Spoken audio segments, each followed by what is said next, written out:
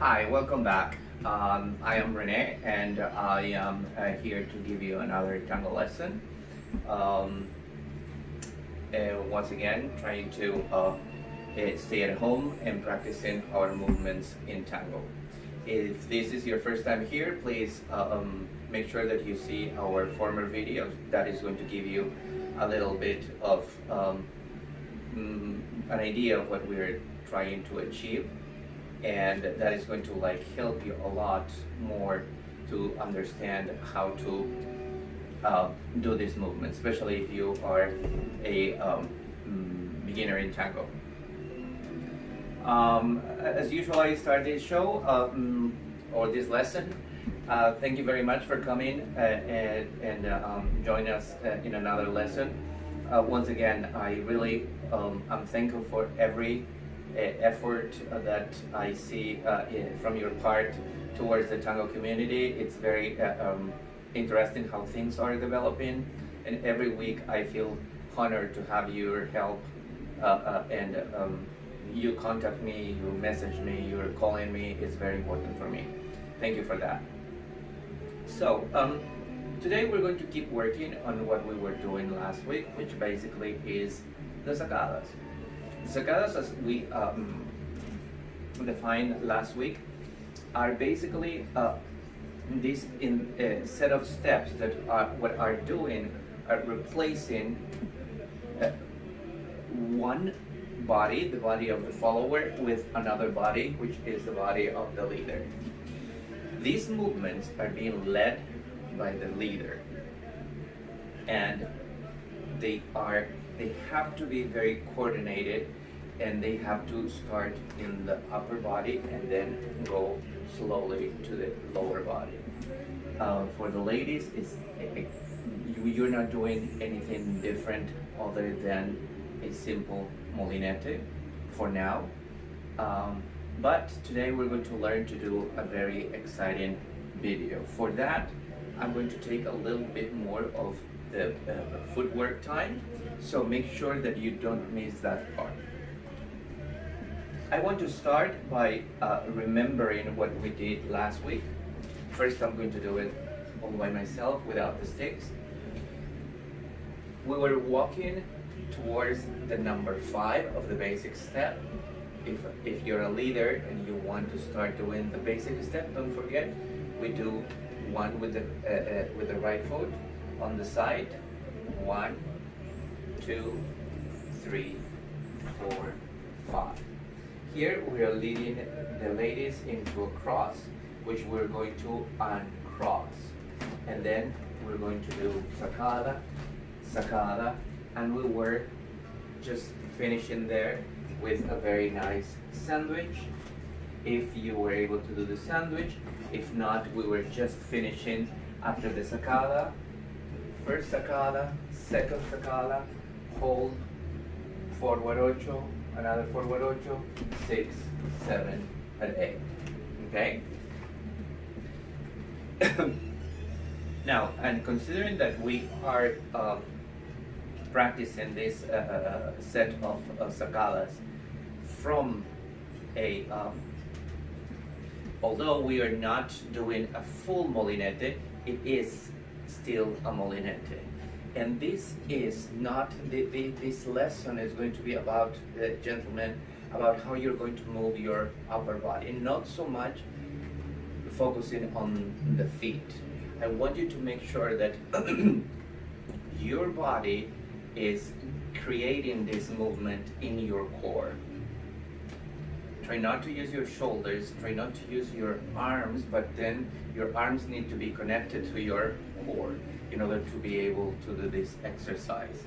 So the first exercise that I would like to do with everybody, not only the leaders, see, we're going to, I think we did this last week as well, but I want you to try to walk with your right foot forward, and then without see, I don't want you to make a posture here like in a kung fu position.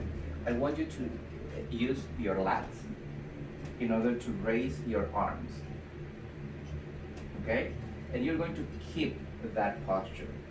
And then what we're going to do is I'm going to move, say I'm moving my nose, my chin, and my hand. Imagine that you have your phone in front of your hand, in front of your face, and you are moving just that part by using from your lat down.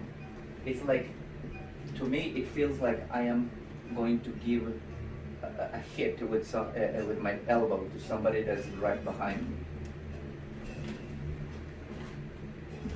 Okay? If you practice to do this slowly, see, you can practice just 90 degrees. I'm going to turn towards the camera. Then another 90 degrees. And then another 90 degrees. See how, like, I'm not doing it from my shoulder, I'm doing it from my back. And that, doing it from your back, is what keeps your axis straight. If you use your shoulder, if you use your arm isolated, that is going to make your axis, in a way or the other, a little bit wobbly. That's the reason why we can't use other than our back, our lats. So, if you practice this a little bit more, you're going to be able that you're going to end up doing a full spin. Now, the other leg is going to help you to keep that axis straight. See, I move. See how, like, I'm leaving the leg behind. It's kind of like a counterweight behind me, so it's balancing. It's helping me to balance. I'm going to use it if I lose my balance. So I'm going to try. This is just an exercise. It doesn't have to be perfect. I'm going to try to make a 360-degree turn. So I start here. I make a forward step. See, from nowhere, I have my hand in front of my face, as if I would about to be taking a selfie, and then I turn. I'm going to grab the ground after I do so, and then collect and try it again. Slowly you're going to move forward, so make sure that you have enough room. Try to always keep looking at your face. You can give yourself a little bit of momentum, but then see, sometimes I'm finishing here, some others I'm finishing here. Okay, that is because my leg is being used as my energy has been used in order to give me that energy to the spin. Now, see, I want you to try to use that leg, not only to let it sit.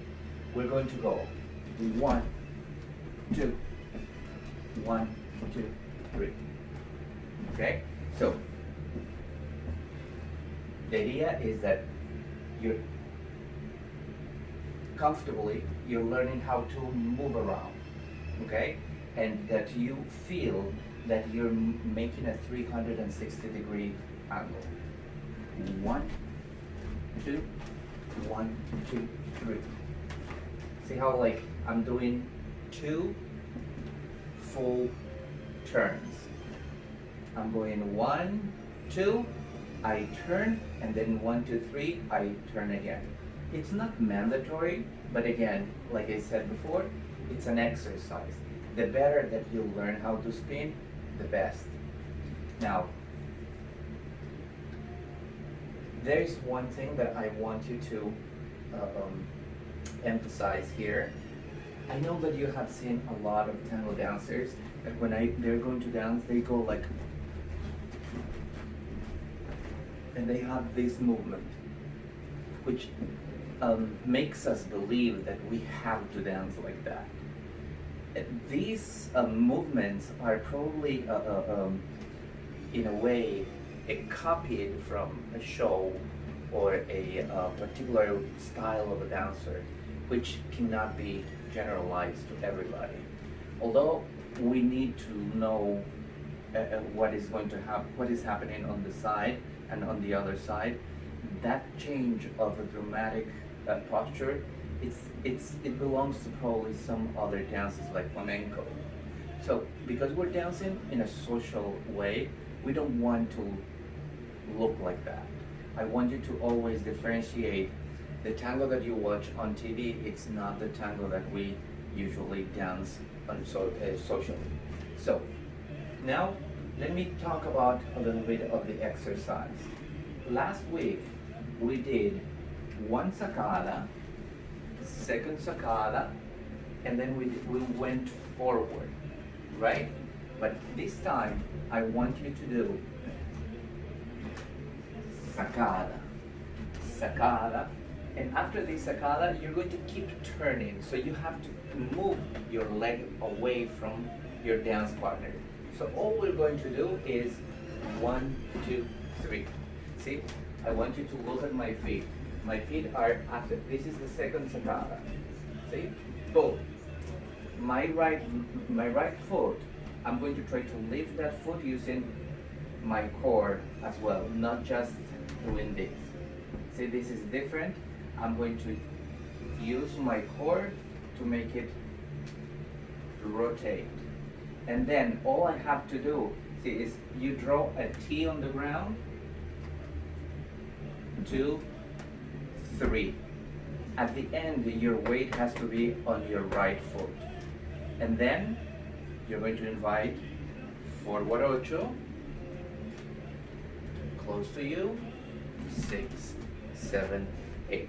What we're leading here is a full molinete on our right side. Now, how that is working with the lead, I mean with the ladies.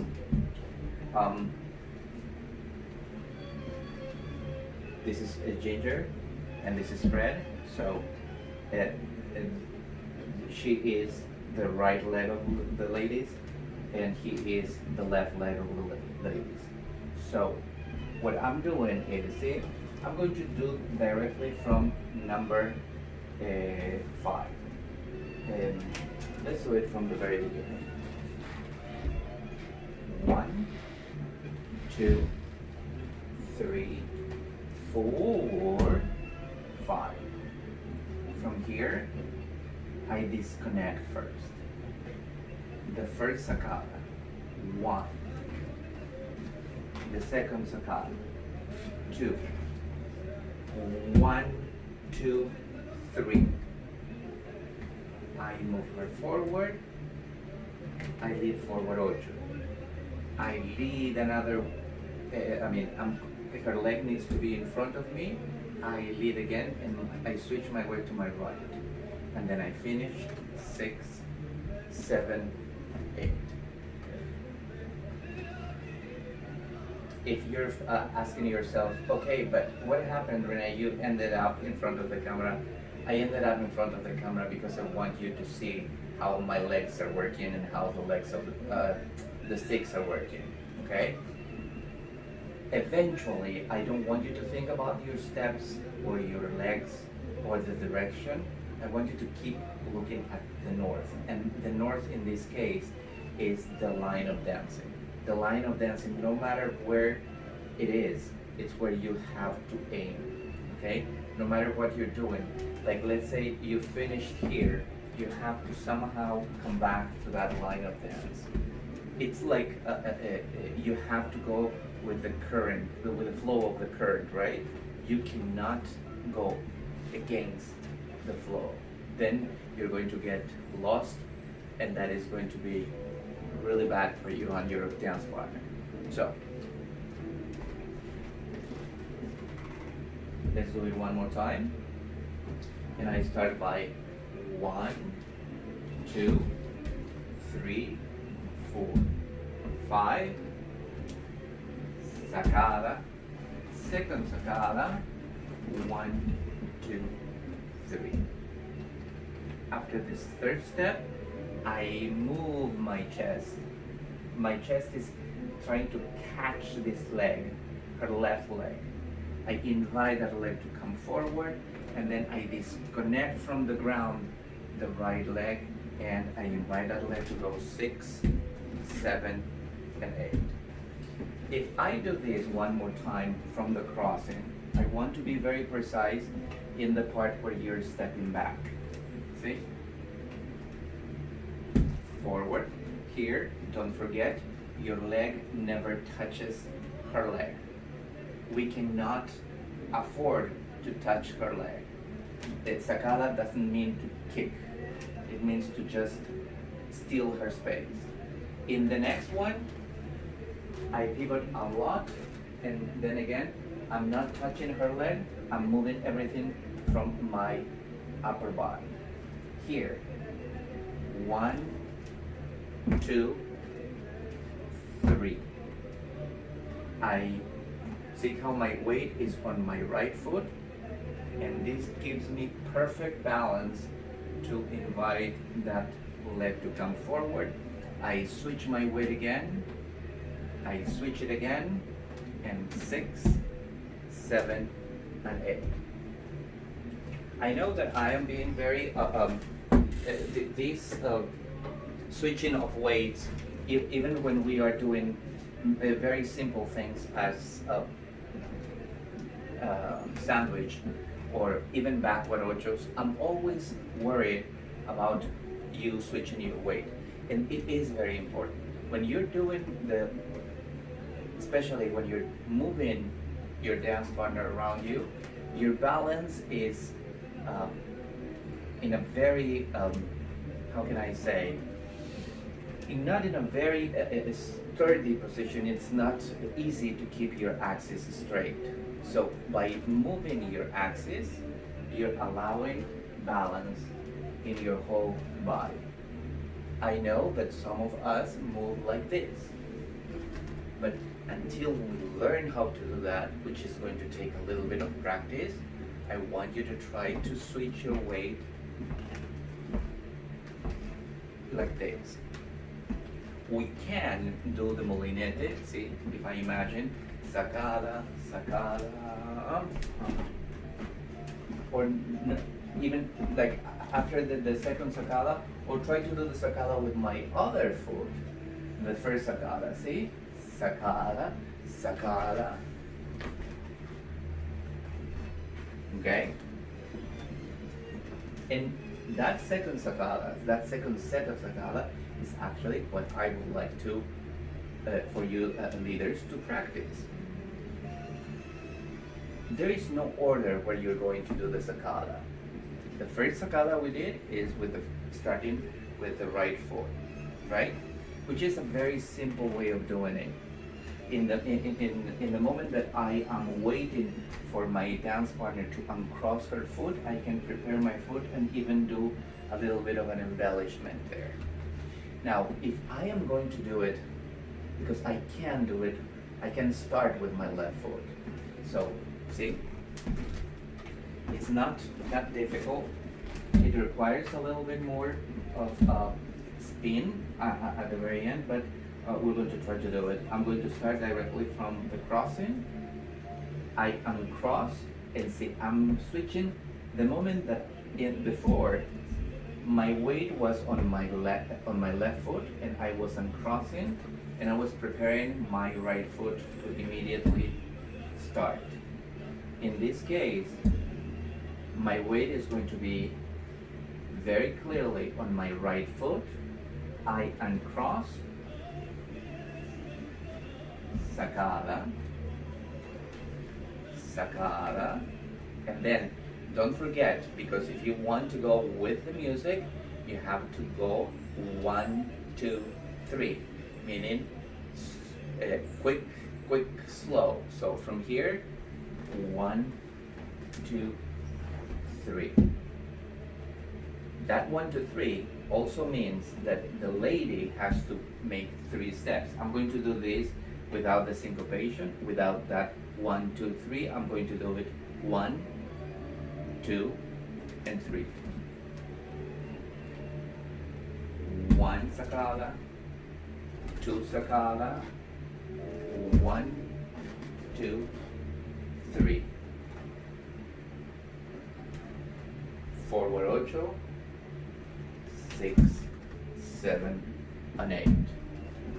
If I do it again and you pay attention how my leg is just lingering there. See? Sacada, sacada. 1, 2, 3. Forward 8, 6, 7, and 8. I could do that, but once again, that only if my axis, if my body is already very familiar with the spin and keeping my balance while I'm doing that. If you don't have that, I want you to switch your weight. I want you to do it very comfortably. 1, 2, 1, 2, 3. See how my weight on my left, weight on my right, 6, 7, 8. What I love of this changing of weight is that you learn where your weight has to be in order to prepare your next step. If you don't learn to do that, no matter how fast you're spinning with just one foot, you're going to get lost. Because sometimes you spin on one foot and then you have to change immediately to keep going with that same foot that you were spinning with. So until that happens, until that awareness of whatever part of your body is working in certain movements, I want you to try to go little by little, one foot at a time. Let's do the left side once again. I do sacada, the next sacada, and then 1, 2, 3. 1, 2, 3. I move that foot forward. I move that foot to collect, and then I go 6, 7, and 8. Okay? So it's very simple. The exercises that we're doing today. It's basically what we're doing is we're trying to move from those sacadas that we already learned how to do, and we're playing with our molinete. Now, if you are able to practice already this, try to reverse the direction. That is something that we're going to work next week, trying to reverse the direction and trying to go molinete on this side instead of going to this side. Okay? Now let's see what the ladies have to do. Okay, for the ladies today, I really, because what you're doing is you're getting your molinete a lot better. Now, the molinete is an exercise that I'm not going to say that it's easy, but it takes a while in order to make it clean and nice. The most important thing that I always am asking you to practice when you're doing this molinete is be aware that you are drawing a perfect polygon around the leader. Okay? If you don't pay attention to that and you just pay attention to the way that the leader is leading you and you're trying to rush the movement, you're going to end up making a star instead of a clear polygon. So I really would like you to understand that the more that you step under your elbow, the better your movement in that shape of a polygon is going to end up in. Okay?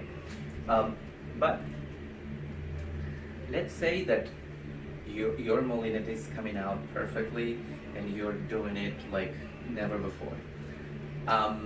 We're going to try to do a very interesting embellishment at the end of the molinete. So in order to save us a little bit of time, I'm going to start this from the crossing. Let's imagine that you're crossed. So let's count how many steps you have to go around the leader, okay? First sacada, second sacada, and then 1, 2, 3, right? 1, 2, 3, and pivot. Now, I want you to make sure, see, we've completed 5 steps. For that, when you're practicing all by yourself, I always want you to count those 5 steps, which are very, very important. So let's count that again. Imagine that I am doing the cross, I am cross, and I go 1, 2, 3, 4, 5. Now, after that 5 is what we're going to do. I want you to look clearly at what I am going to do with my feet, because it's a very interesting way to do an embellishment. And I'm going to do this very, very slow. This is the number 5. I have to pivot 180 degrees, right? Now, in that little bit of the finishing of this step, I'm going to take advantage of that timing, and I'm going to do this. I'm going to switch my weight to my left. I'm going to flick with my right. I'm going to collect my feet again, and then I'm going to walk. So the exercise basically is to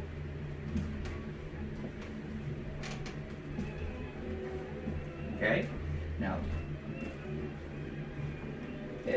we're going to try to do this a little bit with the music. Alexa, level 4. So we're going to Alexa, level 4.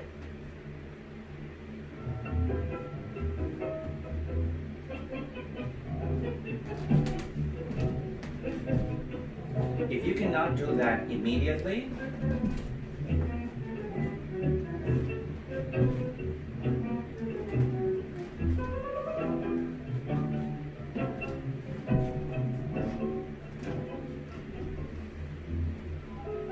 to have an idea, Alexa level 2, to have an idea of the perfect way of placing that foot, Alexa level 2.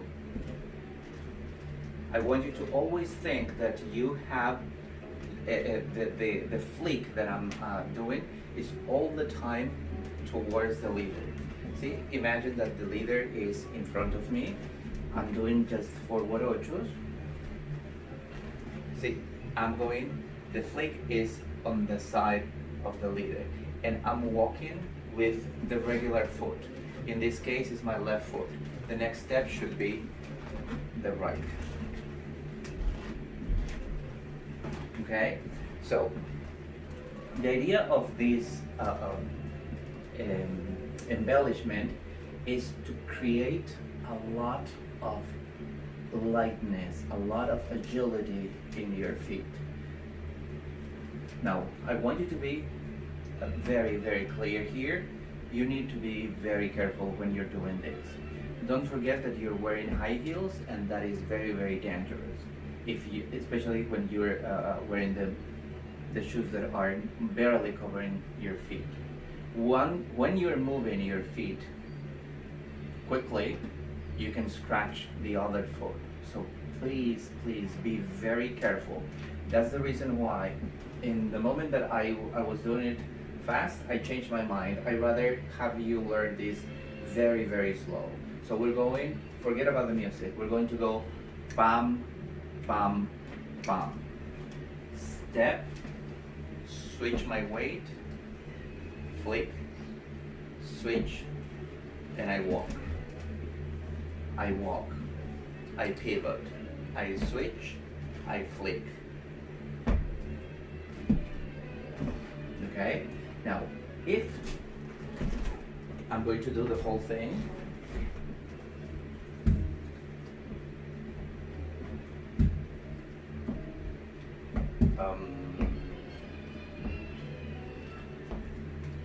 two, 3, 4, 5. You don't care if the leader is doing this with his left leg or his right leg. You just keep going. 1 sacada, second sacada, 1, 2, 3. Here's the key. 1, 2, 3. And then you know that you're going to exit 6, 7, and 8. Let's say that the leader now is going to, I did with his left leg. Now he's going to do with his right. In slow motion. First sacada. second sacada. 1, 2, 3. I'm going to move the stick so you can see my legs. Pivot. 1, 2, 3.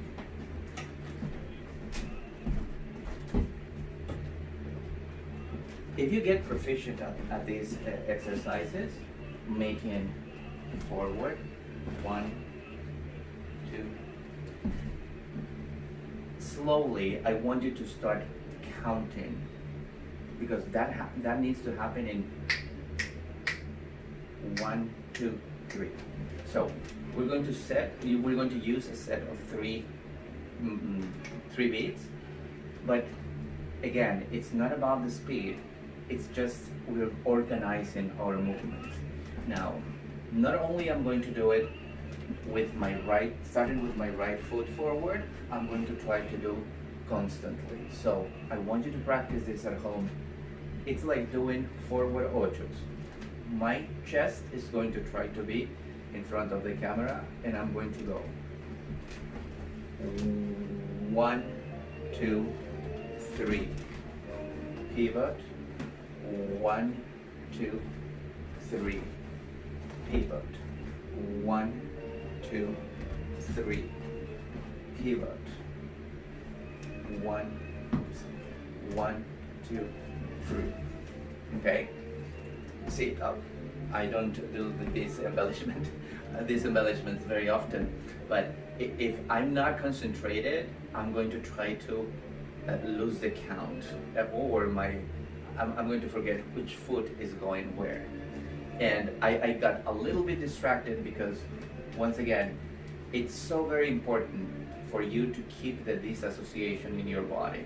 So it's easier if you're doing it with, you can use a medicine ball, a Pilates ball, like my case, a pillow. Try to keep the pillow here so you know that your chest, your shoulders have to be in front of you. There is no rush.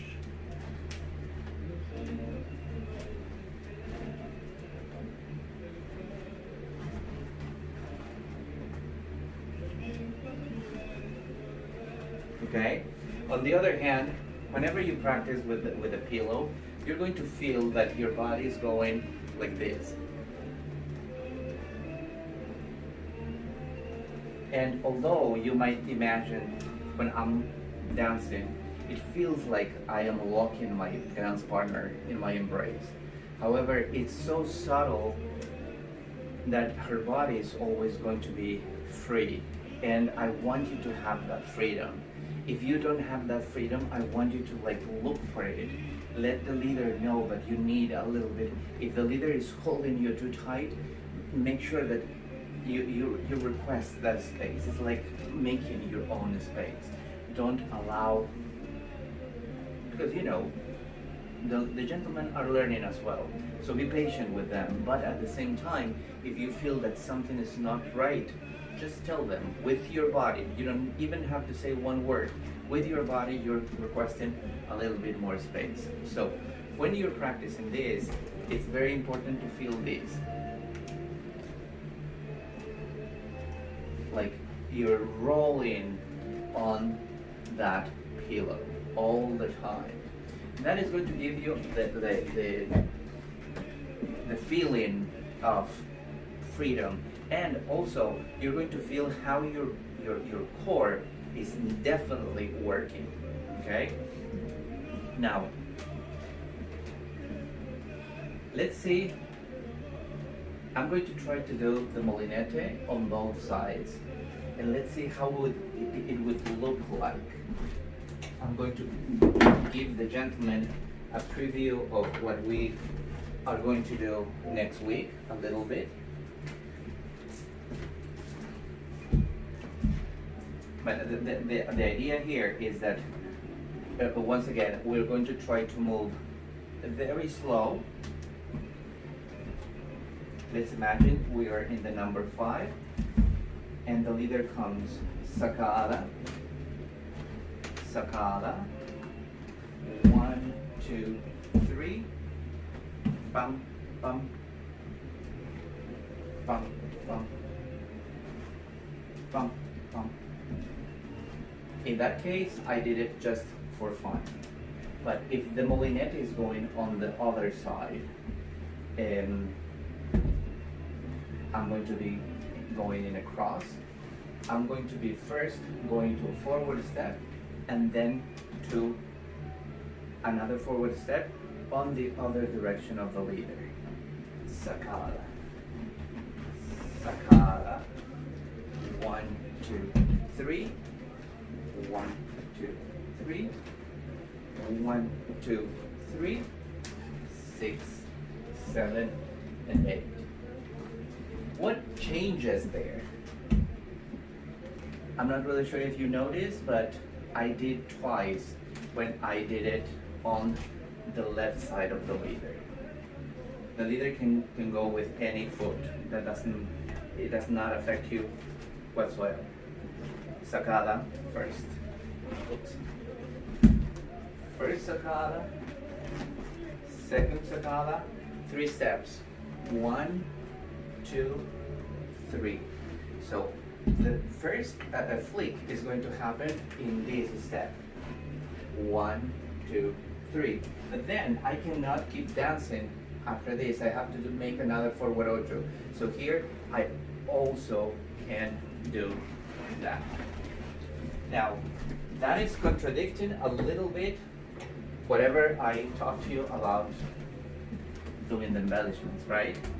I'm always asking you to add embellishments here and there, not everywhere, not every time. And here I'm asking you to do 1, 2, 3 times the same embellishment. But here, in this particular embellishment, needs to be practiced in order to be learned. I cannot expect to just the exercise come to me as a miracle, as, I don't know, a lightning bolt, boom, falling in my feet, and I'm going to be able to do it. When you're practicing, when you're doing your homework, I want you to do 20 at the same time. That is what is going to give agility and fluidity to your movement. If you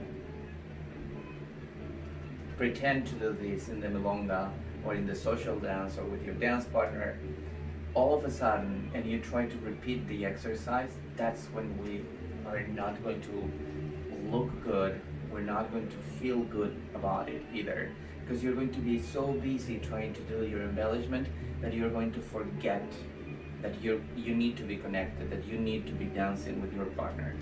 So for that same reason, if you want to just practice at home without the sacadas, the sacadas I want you to keep in your mind, but if you want to just do it without the sacadas, everything comes to forward ochos. Bum, bum, bum, bum, bum, bum. Always try to have that in your mind. I have to count 3. I pivot, I arrive, switch my weight, 1, 2, and I walk. 3, I'm done here. I pivot, I switch, 1, 2, 3. But again, very important that you keep your upper body as connected as the leader. In this case, the direction of the leader is right in front of the camera, so I am trying to keep that connection with my chest, okay? Slowly, instead of doing it fast, you can, in order to do that, I'm going to show you a little bit on the right. I want you to look from the side. I want you to try to do longer steps and try to use a chair or a bar or the wall. Boom. Long. Long. And also, when I'm doing the movement, I am making sure that my foot is in front of the other foot, and that I am arriving with my heel, and immediately I'm lifting my whole center in order to do that pivot.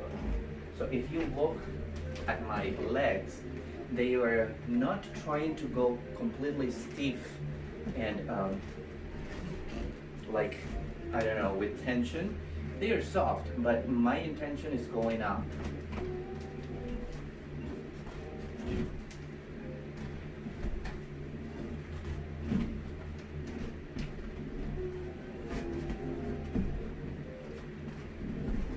Okay, that is going to absolutely make sure that you're not only that you can move your feet a little bit more gracefully, more with a little bit more agility, but also it is going to get your forward ochos and the way that you walk and pivot after that a lot better. If this is, I'm going to show you this a little bit later, but this is, you're never going to be able to do this embellishment if you walk towards the leader, because you're killing your pivot, and that is never going to work. That's the reason why we need these embellishments. The embellishments help you to get your basics very, very well done. Or in the opposite direction, you can think it like that. Only with the good basics you can move to do very interesting embellishments. Okay? So I don't want you to think that this lesson is all about the leader and his sacadas. You are probably 75% of the success of the leader. If you are moving correctly, if you're moving gracefully, if you're moving with a lot of agility, and on top of that you are doing these embellishments, the whole movement is going to be enjoyable, not just for the leader but also for you, because it's going to be like really well done. Okay, so now let's see what surprises we can find in the footwork. Like I said it before, I want to start this part as the follower's role, because I need a little bit more of explanation here. As usual, I'm going to take off my shoes because you can more clearly see my toes and my joints and my ankle. And while you're doing the molinete, I am always emphasizing that you have to move in a straight line. See, if I make a forward step, I'm going to walk in front of my other foot. If I'm going to make a side step, my foot is going to go right next to the other. I cannot do a side step here. I cannot do a side step here. So the only way to make sure that my steps are going clear according to my body, I'm going to remember the spot under my elbow. If I think about that, it is going to be a lot easier to find it.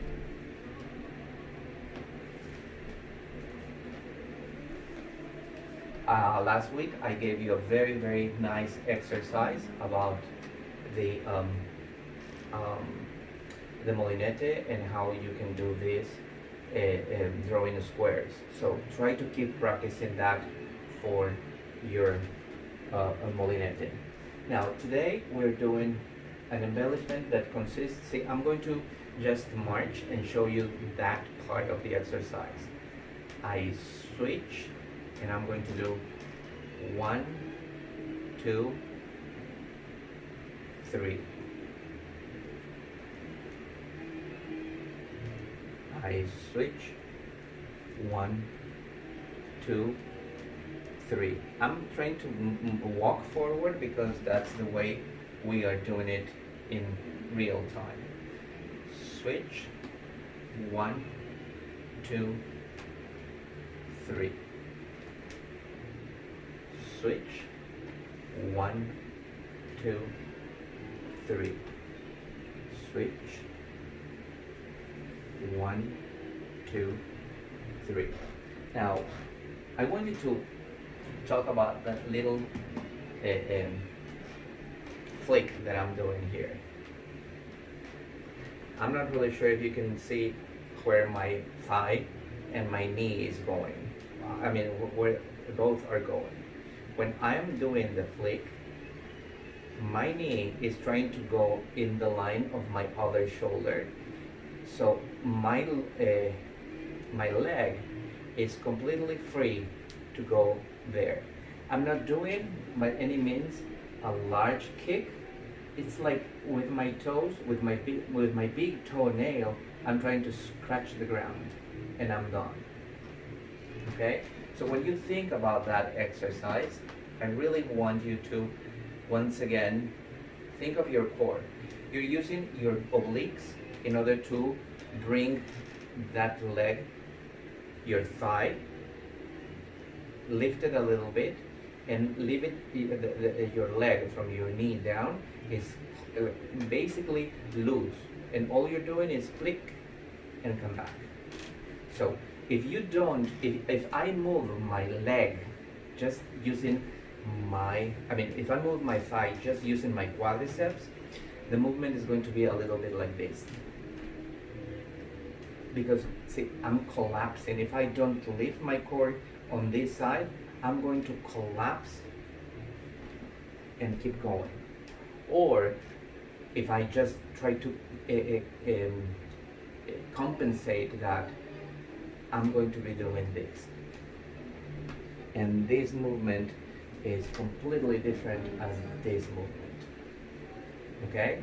So we're not doing this. We're not doing this. It's a very subtle exercise. Now, for that little part, I would like you to make sure that when you practice this, you can do it. I'm going to take a diagonal line so you can see what is happening. I want you to go 1, 2. This exercise is very, very nice, especially if you like high heels. I want you to lift completely your foot and try to go around the perimeter of your shoe and then try the flick. That is basically learning to protect your own foot. I arrive here, I do the flick, I come back, and then see with my other shoe, I like caress the perimeter of the other shoe. The same on the other side. Boom, boom, boom, boom, boom. I know that I'm not in the way. I mean, I don't have my foot on my other foot on my way. But essential is that you lift from up here, from your core, you're lifting your whole thigh. You're lifting your whole thigh. Basically, what I mean when you're lifting your whole thigh is your obliques are lifting your part of your butt. Your hips are lifting up.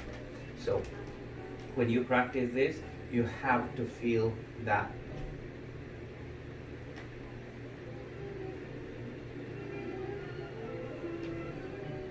On top of that, you can hold a pillow or a medicine ball and try to rotate. See, here I'm turning my torso towards my left side and my left foot is flicking on my right side. Then I turn. This connection is going to help you a little bit feel more what your sides are doing.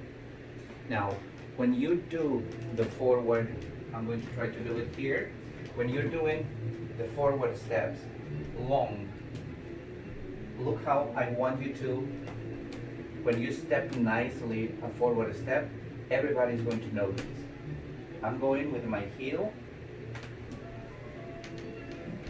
I pivot, come. The step needs to be elongated, a nice step.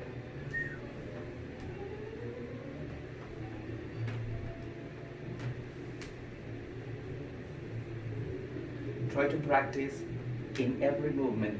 If you're not familiar with the forward ochos, try to just do forward ochos. Very nice. Now, when I'm asking you to go with your heel, that doesn't mean that you have to go like, this is not very good. Everything needs to be flowy. So I want you to flow with the movement. The movement should be flow. Flow.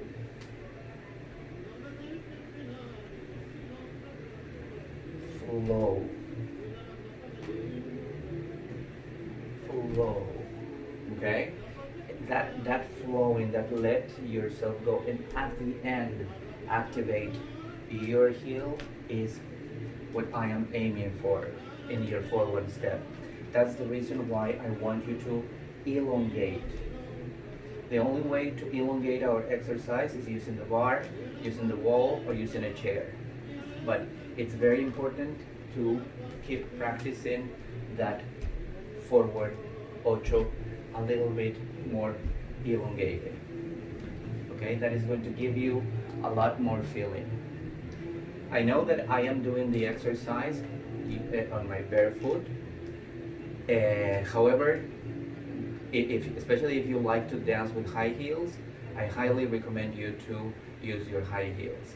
And little by little, first you can do it with next to the wall, then you can change to the chair, but try to do it at least a few of them, all just by yourself, but with your high heels. I know it's not easy. I know that you have to have a lot of control of your body, but that is what we are aiming to, that you're able to control everything, no matter your shoes, no matter everything. The more aware of your body that you have is going to be a lot better. So basically that is your movement as a follower. Now the leaders, we don't have anything in particular that we're doing different in the footwork. Just to remember, just to remind you that it's very, very important. I showed you a little bit, a very elegant way to do it. I mean, before you're doing the first sacada, you're waiting for that forward step in a very elegant way. Let's say 1, 2, 3, 4, 5. You're going to start your sacada with your right foot. So that foot has to be like ready to go. That's the reason why I'm asking you to play with it. Now, if you're going to practice this, I really want you to make sure that you're drawing a circle. If you just move your foot and you're thinking that you're doing a circle and you're not doing that circle, it looks like a garabato. Garabato means whatever if we translate it to English. So we cannot do whatever when we're dancing. We have to make sure that I am doing something. And in the same way that I'm asking the ladies to do, you have to, because that sacada, the sacada is a very nice and elongated step that you're taking. So it has to be in front of your other foot, and it has to arrive with your heel and then make a pivot, but very, very nice. And before your other foot arrives, see, I'm here, I'm pivoting because the other foot needs to go on like immediately on my side to create the next sacada. So it's very important to practice longer steps, and after that, 1, 2, 3. That's when we are doing the molinete on our right side. Okay, so another part that I want you to be careful is we do that, and here, this foot, your left foot, is not just left there, and you're going to, this foot is going to pivot. If you learn, I know, once again, I know it's difficult. I know it's something that at first you're not going to get it. You're going to have to teach your body to feel the movement and then to achieve the agility that it requires. But see, in order to practice that, try to go side step, switch your weight, and try to move. I'm going to repeat this, but try to move from your core. Try to pull using the muscles in your abdomen and in the back of your body. Try not to use your knees. Because if I use my knees, my foot is going to go first, and my upper body is going to stay where it was. Every movement needs to be coordinated.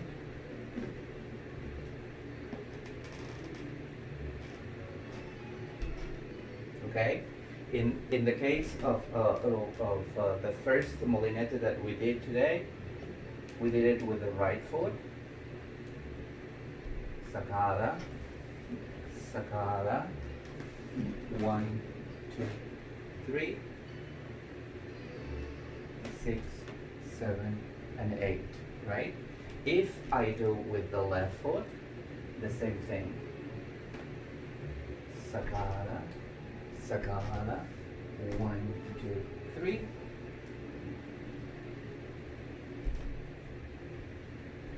Try to make sure that not the only way that is going to feel okay is the way that is right. I always say that to my students. So when you learn how to do it correctly, you're going to feel it. All you have to do is keep practicing.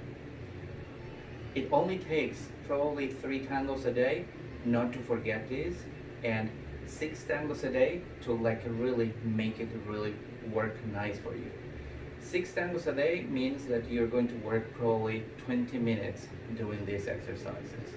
The more that you practice, the more your body is going to be connected with the movement, and the better it's going to feel all the time. Lastly, I want to remind you that after you have done whatever with your feet, don't forget that the correct way to come back to 0, to restart, is placing your feet together. It's like you're creating a silence with your own body, and then you can keep dancing to wherever you want to go. But make sure that every time that you're going to make a pause, that pause is very nice and elongated. We never dance all the beats in tango. That means that, for example, if you're making a forward, a basic step, 1, 2, 3, 4, 5, 6, 7, 8. We never dance like that. I'm going to create pauses. So when I'm creating those pauses, it's mandatory for me to create also elongation in my body.